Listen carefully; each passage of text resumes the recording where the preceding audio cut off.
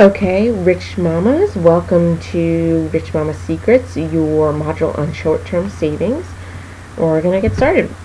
So, short-term savings. Guess what? Saving isn't only for the distant future, and I think some of us really get discouraged because we think saving, it's for when I retire. I'm going to save all this money, and what's the point? Guess what? You're going to use savings to help you fund short-term goals. So instead of using your credit card, which I think a lot of families, a lot of people fall into the trap of doing, paying for that vacation on a credit card, and then they're paying that vacation off for years to come, you're going to use things and strategies like short-term savings to start paying cash for your big purchases. So what are short-term savings is?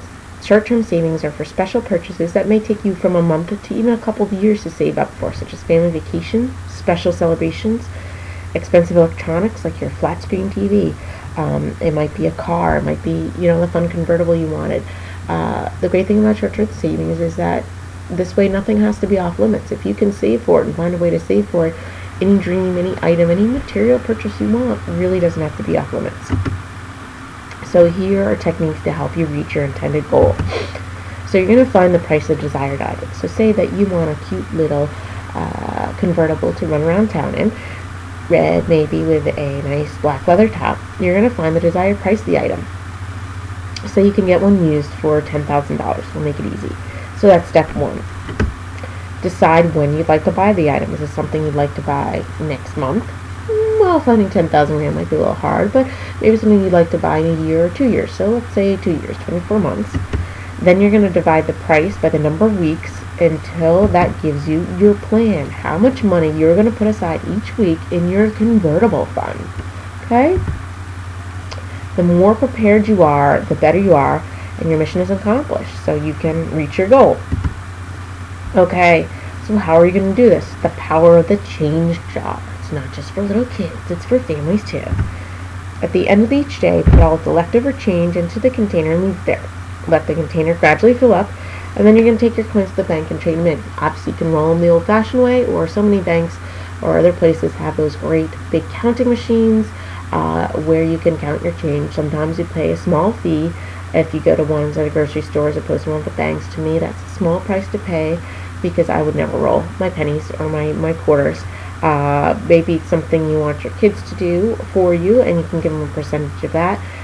Thing is, if they see all that money, they're going to want some of it. So it might be something you kind of do on your own, unless this is something you're saving for, like your whole family vacation. Then you can get everybody involved. Your kids might gladly roll up all those quarters if they know that it's going to take them to Disney World. So if you have a big goal for something you want, you're going to be able to put off those extra purchases. You're going to say, I'm going to avoid buying an extra top, which I really don't need. Yeah, it's super cute, because I'm going to put that $17 or that $30 into my convertible fund, because the idea of driving on a convertible is going to last a lot longer than this one top. Or I really want the family to go to Disney World, so I can forgo that top because I know that we're saving for something bigger and more fun. Basically, there's something called the electronic change jar. So many banks have implemented an automatic transfer program that's similar to the change jar. Any debit card purchase is going to transfer the difference up to the next dollar into your savings account. So that's pretty cool. So if you buy something for $5.95, the bank is automatically going to put 5 cents in your in that special savings account. So that's pretty cool. You don't have to do the change jar. So you might want to look and see if your bank offers anything like that. And the best thing is that some banks are even going to match a percentage of your savings at the end of the year as a bonus. Now, why do they do that? Because the more money you have at deposit at bank, the more they can do stuff with it. They can lend it out to other people at a higher interest rate than what they're charging you for savings. So it's really a win-win for them the more money they have. So they're perfectly willing to give you those few extra pennies because, one, they figure that you'll also add more money to that savings account. You'll put in $10 and $50 here and there instead of just the 4 or 5 cents when they're rounding up those purchases. So example, just to go back, is that a $5.85 purchase would round up to 6 and 15 cents goes into that transfer account. So here's some questions you're going to think about. What would I like to save up for, and how much does it cost? Now, you might, again, want to get together as a family and say, Okay, what as a family do we really want? Do we want a new boat because we envision having great times out on the lake? Do we want a new car? Maybe that's not so fun for the family, but do we want to go on a vacation? Um, or this could be something that you and your husband really have, or spouse have a real dream for. Or it could be something that you want to save for just for yourself. I use the example of the convertible, and you know what? I do have a convertible account. Not quite there yet, but I'm certainly saving so that at some point I'm going to be tooling around town in my cute little convertible, and when I'm there, I'm going to send you a picture. So you want to figure out a time frame that you'd like to do this item. So again, this also makes sense after you kind of cleared yourself of consumer debt like credit cards. You're saving for retirement. Kind of you're at the the leveler. And then you're going to be able to ask yourself questions and have a framework for purchases. Am I willing to forego this particular purchase because I want to put the money in the account for my short-term goal?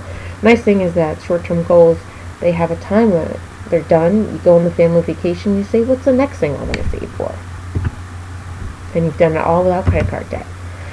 So finally, you're going to find some sort of jar or container to store your extra change. Again, if it's a family thing, you might want to, make a family project of picking the container and decorating it.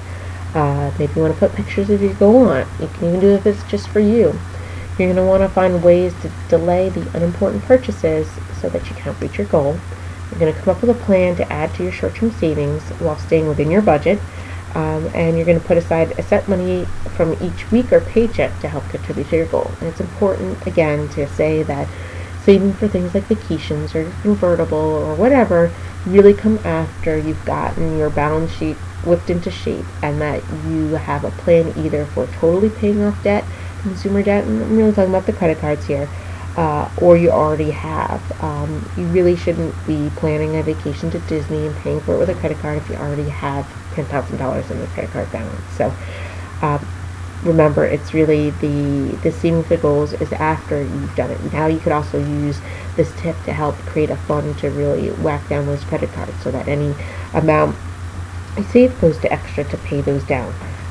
So good luck, and we'll see you next time.